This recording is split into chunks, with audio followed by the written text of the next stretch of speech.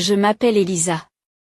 En grandissant, la différence entre moi et ma sœur jumelle Anna était comme le jour et la nuit, elle était la fille en or, et moi, je ne l'étais pas. Notre père, professeur à l'université Stern, consacrait sa vie aux livres et aux conférences, tandis que notre mère était la quintessence de la femme au foyer, dévouée à sa maison et à sa famille, nous poussant à suivre ses traces. D'aussi loin que je me souvienne, j'ai toujours eu l'impression d'être à la maison et d'assister à une interminable séance de critique. Mes parents avaient un plan de la famille parfaite, et ils n'incluaient pas une fille qui portait des t-shirts interdits et qui aimait rester seule. Elisa, pourquoi ne peux-tu pas être plus comme ta sœur?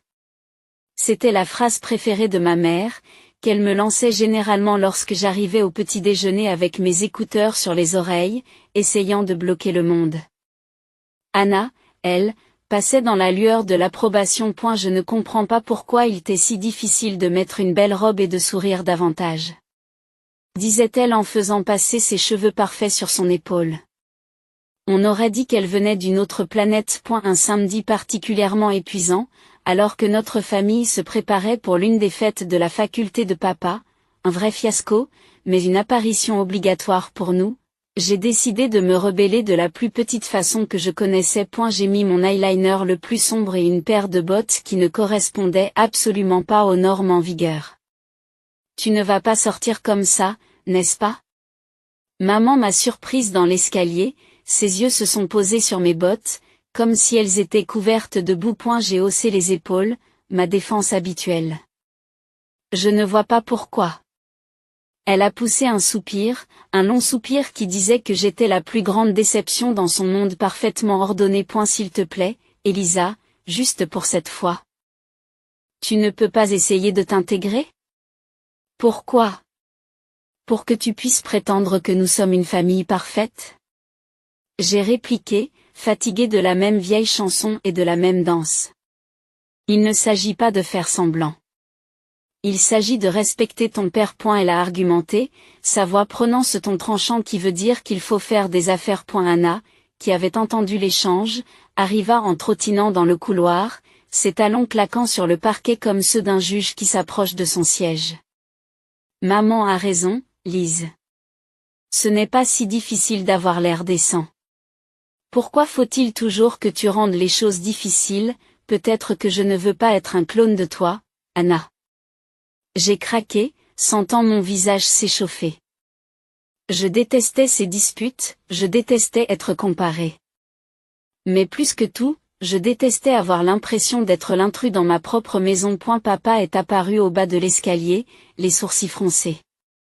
Ça suffit, ordonna-t-il d'une voix ferme. Elisa, va te changer. Nous partons dans 10 minutes.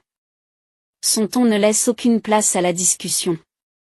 Il n'a pas crié, il n'en avait pas besoin. Et la déception dans ses yeux a suffi à me faire retourner dans ma chambre, à troquer mes bottes contre des chaussures plates et à effacer la moitié de mon eyeliner. Sur le chemin de la fête, la voiture était silencieuse, à l'exception de la musique classique que papa insistait pour jouer parce qu'elle était apaisante. J'ai regardé par la fenêtre, les arbres s'estompant. À ce moment-là, je me suis promis qu'un jour, je vivrais une vie où personne ne pourrait me dire quoi porter, comment agir ou qui être. Un jour, je serais libérée de l'écho de ces attentes. Et ma chambre était le seul coin de la maison où je pouvais faire semblant d'être ailleurs, n'importe où. Contrairement au reste de la maison, qui était remplie des choix de mes parents, ma chambre était la mienne. Ce n'était pas grand-chose. Juste 4 murs couverts de croquis et d'affiches de musique, mais c'était mon échappatoire à la réalité des attentes de ma famille. Un soir, alors que j'essayais de me perdre dans une playlist de mes groupes préférés, papa a frappé à la porte et est entré dans ma chambre, son visage affichant un froncement de sourcils familier. Elisa, baisse le son. Et pourquoi n'as-tu pas étudié avec Anna aujourd'hui? Tu sais que vous avez toutes les deux des examens à passer, dit-il d'une voix sévère. J'ai retiré un écouteur et je l'ai regardé en essayant de garder une voix égale. J'ai étudié, mais pas avec Anna. J'ai mieux appris tout seul. Papa a secoué la tête, n'y croyant manifestement pas. Tu connais les règles. Ta sœur a de bonnes notes et tu devrais faire de même. Je ne vois pas pourquoi tu dois toujours rendre les choses difficiles. Il ne s'agit pas de rendre les choses difficiles, dis-je, de plus en plus frustré. Je ne vois pas pourquoi je dois suivre la façon de faire d'Anna. Je ne peux pas avoir ma propre façon d'étudier? Il n'a pas répondu à cela, il a juste changé de sujet de plainte. Tes amis, je t'ai vu avec eux au café hier. Je ne pense pas qu'ils aient une bonne influence. Tu devrais plutôt passer du temps avec les filles de mes collègues. Elles sont plus appropriées. J'ai senti mon humeur monter. Convenable, pourquoi? Pour toi. Parce qu'elles parlent d'économie et font semblant d'aimer ces réunions universitaires ennuyeuses? Avant qu'il n'ait pu répondre, maman est apparue dans l'embrasure de la porte, la voix tranchante. Elisa, ton père a raison. Ces filles viennent de bonnes familles. Elles savent comment se comporter. Elles sont le genre d'amies que tu devrais avoir. Je me suis levée, leur faisant face à toutes les deux.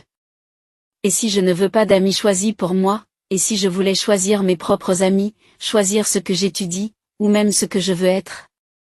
Ça suffit, Elisa, dit maman d'un ton définitif. Tu sais que ton avenir est à l'université. Ton père s'en est assuré. Quand tu auras obtenu ton diplôme, tu devras commencer à penser à t'installer. Nous en avons déjà parlé. S'installer. Les mots restaient en suspens, comme une condamnation à perpétuité. Tu veux dire, commencer à penser à devenir la femme de quelqu'un? Comme Anna, c'est tout ce pourquoi tu penses que je suis faite. Le visage de maman s'est légèrement adouci, mais sa voix est restée ferme. Nous voulons ce qu'il y a de mieux pour toi. En suivant la voie que nous avons tracée, tu auras une bonne vie. Une bonne vie. Je me répète, l'ironie amère dans la bouche. Est-ce une bonne vie si c'est l'idée que quelqu'un d'autre se fait de la bonne vie? Personne n'a répondu à cette question. Il n'en avait pas besoin. Nous savions tous qu'il ne servait à rien de discuter. Ils avaient leur plan, et ils s'attendaient à ce que je m'aligne, tout comme Anna. Anna et moi étions comme les deux faces d'une même pièce, toujours ensemble, mais jamais sur la même longueur d'onde. À l'université, où papa enseignait, les différences entre nous sont devenues encore plus évidentes. Elle était spécialisée dans la gestion d'entreprise, l'enfant chéri, toujours en train d'acquiescer pendant les cours, posant des questions intelligentes qui faisaient hocher la tête des professeurs. Moi, j'étais coincée dans le même programme, mais j'avais l'impression de porter une chaussure au mauvais pied, gênante, inconfortable et tout simplement fausse. Un après-midi, alors que je fouillais dans une montagne de manuels, à la bibliothèque, Anna est entrée en trombe, ses notes organisées, le sourire aux lèvres. Et, Lise, tu viens au groupe d'études ce soir, le professeur Ola dit qu'il passait, ça pourrait être bien qu'on se montre. Dit-elle d'un ton léger, mais insistant. J'ai levé les yeux, sentant le poids de ses attentes. Non, je ne crois pas. Ce n'est pas vraiment mon truc, tu sais. Elle fronça les sourcils, posant ses livres avec un bruit sourd qui correspondait à sa désapprobation. Il ne s'agit pas que ce soit ton domaine, Lise. Il s'agit de faire bonne impression. Il faut que tu commences à prendre ça au sérieux. On va bientôt être diplômé. J'ai haussé les épaules et je suis retournée à mes notes. Je prends les choses au sérieux, mais pas d'une manière qui me rendrait malheureuse. Pourquoi faire semblant? Parce que, Lise, il faut parfois jouer le jeu pour avancer. Tu crois que j'aime tout ça? Elle fait un geste pour montrer ses cahiers d'exercices parfaitement classés et ses notes codifiées par couleur. Il ne s'agit pas d'aimer, mais de faire ce qui est nécessaire. J'ai secoué la tête, repoussant ma chaise d'un coup sec. Peut-être que j'en ai assez de faire ce qui est nécessaire, selon les autres. Tu n'y as jamais pensé? Sa voix s'est adoucie, mais son regard est resté d'acier. Lise, j'essaie juste de prendre soin de toi. Papa ne sera pas toujours là pour régler les choses. Que vas-tu faire si tu continues à te mettre tout le monde à dos? Peut-être que je m'en sortirai toute seule. Peut-être que je n'ai pas besoin de suivre la feuille de route de papa ou la tienne. J'ai répliqué, sentant un élan de défi. De côté, sa frustration était évidente. Tu es tellement têtu. Essaie, D'accord?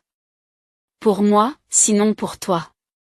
Montre-toi ce soir, parle au professeur Hall. Ça ne te tuera pas. Je l'ai regardé, vraiment regardé, et j'ai vu non pas ma sœur parfaite et ennuyeuse, mais quelqu'un qui se souciait vraiment de moi, à sa façon. D'accord, je vais y réfléchir. Je concédai, n'étant pas prête à promettre davantage. Merci, dit-elle en retrouvant son sourire. Ce n'est pas si mal, tu sais. Tu pourrais même l'aimer s'il lui donnait une chance. J'en doute. J'ai marmonné, mais je savais que j'avais perdu cette manche. Pour Anna, je me présenterai. Assisterai à une autre discussion ennuyeuse et hocherai la tête au bon moment.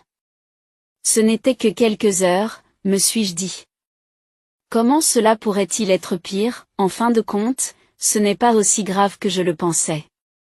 Le professeur Hall était étonnamment intéressant lorsqu'il ne donnait pas de cours depuis un podium. J'ai même posé une question, ce qui m'a valu le regard d'Anna. Plus tard, alors que nous retournions à notre dortoir, Anna m'a donné un coup de coude. Vous voyez, ce n'est pas si terrible, n'est-ce pas? Cette fragilité n'a cependant pas duré longtemps. Au cours de notre dernière année, Anna nous a présenté son fiancé, un avocat de 10 ans, son aîné, déjà bien établi, et exactement ce dont nos parents rêvaient. Maman et papa étaient aux anges, félicitant Anna d'avoir fait un choix aussi judicieux, et ils ont immédiatement tourné leurs yeux pleins d'attente vers moi. Maintenant, Elisa, c'est à toi de trouver quelqu'un qui te convienne. Dit mon père un soir au cours du dîner, son ton laissant entendre que mon temps était compté. Maman a hoché la tête avec enthousiasme, planifiant déjà ma vie, comme s'il s'agissait d'un autre de ses projets domestiques bien organisés. Pense à ton avenir, ma chérie. Quelqu'un qui peut subvenir à tes besoins, qui a une bonne réputation. Je me souviens d'avoir regardé mon assiette, sentant les murs se refermer sur moi. Le mariage d'Anna a été minutieusement organisé par maman dans les moindres détails, des robes des demoiselles d'honneur aux arrangements floraux, illustrant sa vision parfaite du prestige familial. Après le mariage, maman rendait souvent visite à Anna, lui prodiguant des conseils et veillant à ce que sa vie se déroule comme elle l'avait orchestré. En voyant cela, j'étais sûre d'une chose, je ne voulais pas que ma vie soit façonnée par les mains de quelqu'un d'autre. Un jour, je marchais dans la rue, perdue dans mes pensées sur la façon d'échapper à la vie que mes parents avaient imaginée pour moi. Lorsque j'ai entendu le grondement profond d'une moto qui s'approchait. La curiosité m'a poussé à m'approcher du bruit. C'est alors que je l'ai vu, Jake, avec son blouson de cuir et son sourire insouciant, s'arrêter à côté de moi. Tu as l'air d'avoir besoin d'une balade, a-t-il dit dans le rugissement du moteur, une lueur d'espièglerie dans les yeux. J'ai hésité, jetant un coup d'œil vers le chemin de la maison, puis vers sa main tendue. Qu'est-ce que j'ai à perdre? Bien sûr, pourquoi pas? Répondis-je, ma voix mêlant nervosité et excitation. En grimpant à l'arrière de son vélo, j'ai ressenti une poussée d'adrénaline tandis que nous filions à toute allure. Le vent fouettait mes cheveux, pour la première fois depuis longtemps, j'ai ri, vraiment ri. Jake a crié quelque chose à propos de me montrer son monde, et je me suis accroché plus fort, ne voulant pas que ce moment se termine. Nous nous sommes arrêtés dans un restaurant fréquenté par des motards. Autour de hamburgers et de frites, Jake m'a parlé de sa vie de soudeur, de sa passion pour les motos et de son amour pour la route. C'était tellement différent de tout ce à quoi j'étais habituée, brut et réel. Tu n'as pas peur de vivre comme ça? J'ai demandé, ma voix s'élevant à peine au-dessus du bruit des assiettes et des bavardages autour de nous. Peur? Non, c'est passionnant. On ne sait jamais ce qui nous attend. Ce n'est pas mieux que d'avoir tout planifié pour toi?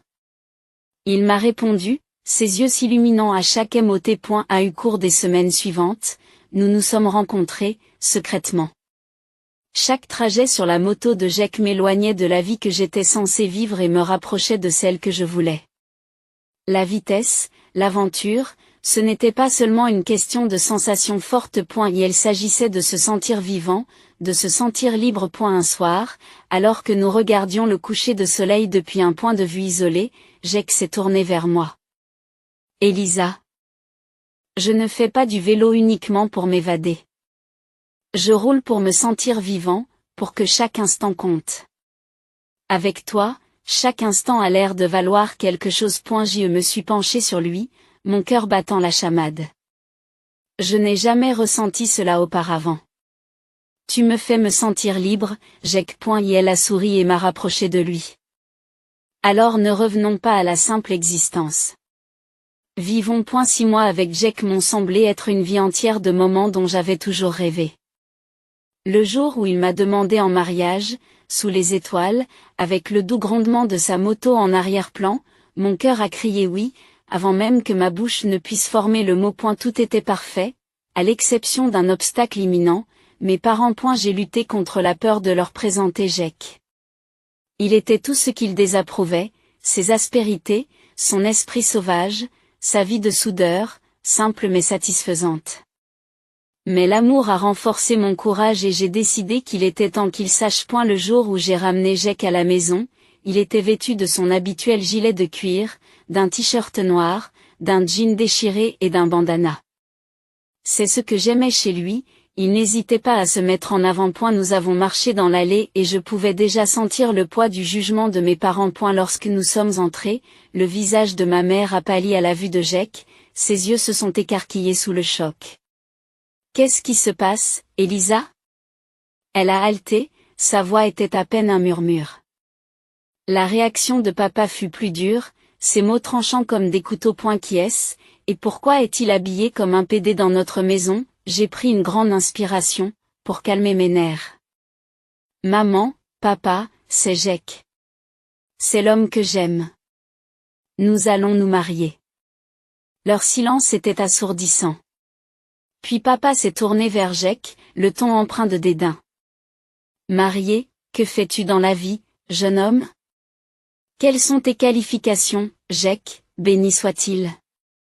N'a pas hésité. Je suis soudeur. J'ai suivi des cours spécialisés après le lycée. Je travaille dur et je gagne honnêtement ma vie. Le regard de mes parents était un mélange d'horreur et d'incrédulité. Maman semblait sur le point de s'évanouir. Un soudeur? Elisa, tu n'es pas sérieuse. Et la voix de papa s'élève, la colère monte.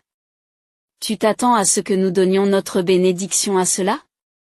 Qu'on gâche ton avenir pour un soudeur? J'ai senti ma détermination se durcir. Oui, parce qu'il me rend heureuse. N'est-ce pas ce qui devrait compter, mais la vie que tu mèneras? Maman commença, la voix tremblante. Ce sera la vie que je choisirai. J'ai répliqué, ma voix prenant de la force. Papa a secoué la tête, sa décision était claire. Nous ne pouvons pas et ne voulons pas soutenir cela. Et si tu le choisis, ne t'attends pas à faire partie de cette famille. Et la finalité de son ton m'a brisé le cœur, mais pas ma décision. Jack me serra la main, me donnant la force de les affronter. Alors je choisis Jack. Je choisis nous. Je choisis mon bonheur. Les yeux de maman se sont remplis de larmes et la mâchoire de papa s'est serrée. Et si tu pars avec lui, ce n'est pas la peine de revenir. Dit papa, la voix froide. En quittant la maison de mes parents avec Jack, mon cœur était rempli d'émotions, de douleur, de soulagement, d'excitation et de peur, toutes mélangées en une seule. L'air de la nuit me semblait différent, comme si chaque respiration que je prenais était un pas de plus vers une nouvelle vie. Nous avons roulé en silence pendant un certain temps, le seul bruit étant le vrombissement régulier de la moto sous nos pieds. Lorsque nous nous sommes finalement arrêtés dans un petit restaurant à la périphérie de la ville, Jack s'est tourné vers moi, le visage sérieux. Tu es sûre de toi, Elisa? Je veux dire, vraiment sûre? Il n'y aura pas de retour en arrière après ce soir. Dit-il, ses yeux cherchant le moindre doute dans les miens. J'acquiesçai, serrant sa main avec force. Je n'ai jamais été aussi sûre de quelque chose. Être avec toi, c'est bien. C'est ce que je suis censée faire. Et elle a souri, ce sourire insouciant et charmant qui m'avait conquise dès le premier jour de notre rencontre. Très bien, alors, faisons-le. Commençons notre vie ensemble. À l'intérieur du restaurant, nous avons trouvé une cabine tranquille dans un coin. La serveuse nous a apporté 2 cafés sans rien demander, et nous nous sommes assis là, planifiant nos prochaines étapes. Alors, qu'est-ce qu'on fait en premier? Demandai-je en versant de la crème dans mon café, le regardant tourbillonner et se mélanger. Nous devons trouver un endroit où loger, au moins pour un certain temps. Ensuite, il faudra peut-être chercher du travail. J'ai quelques amis qui peuvent nous aider à démarrer. Jack répondit, le ton pratique, mais optimiste. Ça va être dur, n'est-ce pas? Dis-je, plus comme une affirmation que comme une question. La réalité de ce que nous faisions commençait à s'imposer. Jack a traversé la table et sa main a recouvert la mienne. C'est possible, mais nous y ferons face ensemble. Les difficultés n'ont rien de nouveau pour nous deux, n'est-ce pas? Je n'ai pas pu m'empêcher de rire, d'un éclat bref et vif d'amusement sincère. C'est vrai. Ensemble. Nous avons passé des heures dans ce restaurant, à parler et à planifier. De temps en temps, Jack lançait une idée qui semblait si folle, si libre, qu'elle faisait bondir mon cœur. Et peut-être qu'un jour, nous économiserons assez pour faire ce voyage à travers le pays, juste toi, moi, et la route. Cela me plairait bien. J'ai répondu, me permettant de rêver plus grand que je n'avais jamais osé. En écrivant de nouveau en ville, nous avons commencé nos recherches. Les semaines suivantes ont été marquées par un flot d'activités. Nous avons trouvé un petit appartement à la périphérie de la ville, rien d'extraordinaire.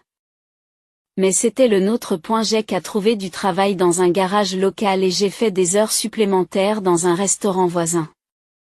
La vie était dure, mais c'était la nôtre.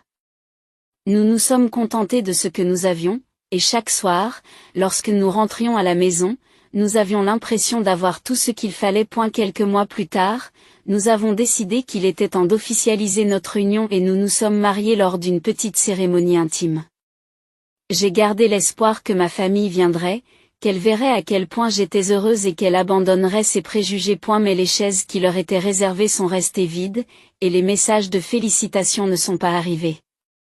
Malgré la douleur de leur absence, la journée était parfaite, parce que c'était la nôtre. Au fil du temps, je suis devenue incroyablement proche de la mère de Jack. Elle m'a accueilli à bras ouverts, m'appelant sa fille, comblant les vides laissés par ma propre famille.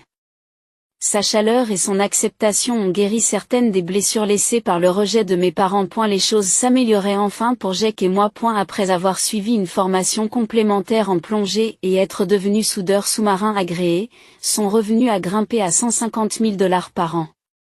Ce changement a fait toute la différence. Nous avons réussi à acheter une maison de ville dans un quartier agréable, le genre d'endroit dont j'avais toujours rêvé, mais que je n'avais jamais pensé habiter un jour. J'ai commencé à travailler comme dispatché dans l'entreprise de Jack. Ce n'était pas seulement un travail, j'avais l'impression de faire partie de quelque chose d'important, de soutenir l'homme que j'aimais et de construire notre avenir ensemble. Les week-ends, nous nous échappions de la ville sur son vélo, en empruntant des routes sinueuses et en admirant des vues à couper le souffle sur la nature. Ces moments, avec le vent dans mes cheveux et sa chaleur contre mon dos, étaient un pur bonheur. Vivant à proximité, ma belle-mère est devenue une visiteuse fréquente. Un après-midi, alors que Jack bricolait dans le garage et que je nous préparais un café, elle est arrivée, l'air un peu troublé. Il y a eu de mauvaises nouvelles, dit-elle en s'installant à la table de la cuisine. Il s'agit d'un professeur de l'université impliqué dans un scandale de harcèlement. Mon cœur a battu la chamade. Oh! Ils ont dit de qui il s'agissait? J'ai essayé de garder ma voix stable, redoutant la réponse. Elle a secoué la tête. Non, ils n'ont pas mentionné de nom à la radio, mais tu sais comment ça se passe. C'est probablement déjà à la télé. J'ai allumé la télévision et j'ai regardé les nouvelles. Bien sûr, il y avait un reportage sur le scandale, et comme je l'avais craint, le visage de mon père apparaissait à l'écran. Le présentateur détaillait les accusations portées contre lui et je sentis une vague d'incrédulité m'envahir. J'éteignis la télévision et m'assis lourdement, essayant de digérer la nouvelle. Jack est entré, s'essuyant les mains sur un chiffon, et a vu mon visage. « Qu'est-ce qui ne va pas, bébé ?» Il m'a demandé, les sourcils froncés par l'inquiétude. Je déglutis difficilement, ma voix est à peine un murmure. C'est mon père. Il a été accusé d'avoir harcelé une élève.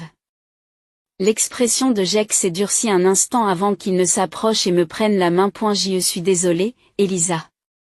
C'est une mauvaise nouvelle. Comment veux-tu gérer ça? J'ai secoué la tête, n'étant pas vraiment sûre de quoi que ce soit pour le moment. Je n'en sais rien. Je veux dire, qu'est-ce que je peux faire? Ce n'est pas comme si nous étions encore proches. Et elle m'a serré la main, comprenant. Quoi que tu aies besoin, je suis là pour toi. Nous ne sommes pas obligés de tout régler maintenant. J'ai décidé d'attendre de voir comment les choses allaient se dérouler avant de faire quoi que ce soit. Quelle que soit la décision que je prendrais. Je savais que Jake serait à mes côtés, et c'était le réconfort dont j'avais besoin pour affronter la suite des événements. Et la vie avait été paisible jusqu'à cet après-midi inattendu au travail, lorsqu'une voiture familière s'est arrêtée sur le parking. Je n'avais pas vu mes parents depuis longtemps, et leur vue a ravivé un mélange d'émotions que je pensais avoir mis de côté. Ils avaient tous les deux l'air très changés. Le scandale avait fait des ravages. Maman avait perdu beaucoup de poids et paraissait plus âgée de plusieurs années, tandis que papa semblait brisé, l'ombre de l'homme sévère qu'il était autrefois. Ma mère m'a aperçu et s'est précipitée vers moi, les bras ouverts comme si rien ne s'était passé, comme si des années de distance et de désapprobation pouvaient être comblées en un instant. Mais je ne pouvais pas la prendre dans mes bras, pas maintenant. A eu lieu de cela, j'ai reculé et pris la main de Jake, cherchant de la force dans sa présence. Elisa, j'ai eu beaucoup de mal à te retrouver, dit maman, la voix brisée par l'émotion. Papa, toujours aussi bourru, est allé droit au but, la voix dure et amère. J'ai été accusée injustement, tu sais. J'ai demandé de l'aide au mari de ta sœur, mais ce suceur de sang voulait une fortune. Votre sœur s'est rangée de son côté, et maintenant ils nous ont mis dehors. Nous avons besoin de votre aide. Je les ai regardés fixement, l'incrédulité et la colère tourbillonnant en moi. De l'aide? Après toutes ces années, vous vous présentez et demandez de l'aide, nous n'avons nulle part où aller, dit la mère d'une voix désespérée. Ils nous ont aussi reniés. On s'est dit qu'on pourrait peut-être rester avec toi. J'ai failli rire devant l'absurdité de la situation. Rester avec moi? Après m'avoir renié? Tu m'as fait comprendre que je n'étais plus ta fille. Le visage de papa est devenu rouge, son vieux caractère s'est enflammé. Tu nous es redevable, Elisa? Après tout ce que nous avons fait pour toi. C'est là que tu te trompes, interrompis-je, sentant Jake serrer ma main pour me soutenir. Je ne vous dois rien. Tu m'as jeté dehors parce que j'ai préféré mon bonheur à tes exigences. Et maintenant, tu veux quoi? Emménager et faire comme si nous étions une famille? La situation s'envenimait et je voyais les gens regarder, un attroupement commençait à se former. Maman s'est mise à pleurer, ses sanglots étaient bruyants et attiraient encore plus l'attention. Tu es ingrate, après tout ce que nous avons fait pour toi, a-t-elle accusé à travers ses larmes. J'ai pris une grande inspiration, ma décision était claire. Non, maman. Je ne suis pas ingrate. Je suis libre. Et heureuse. Tu as fait tes choix, et maintenant tu dois vivre avec. Alors que nous nous éloignons, j'ai entendu mon père crier, mais Jake s'est penché et a discrètement prévenu l'équipe de sécurité. Les mois suivants ont filé, remplis d'amour et de paix. Nous avons accueilli un fils, un nouveau départ dans notre famille qui s'agrandissait. Je leur ai dit fermement, ne les laissez pas revenir ici. Mes parents ne sont jamais revenus. Ce jour-là, dans le parking, est le dernier que j'ai vu d'eux, et bien qu'une partie de moi ait pleuré pour ce qui aurait pu être, je savais que j'avais fait le bon choix pour moi et pour ma famille.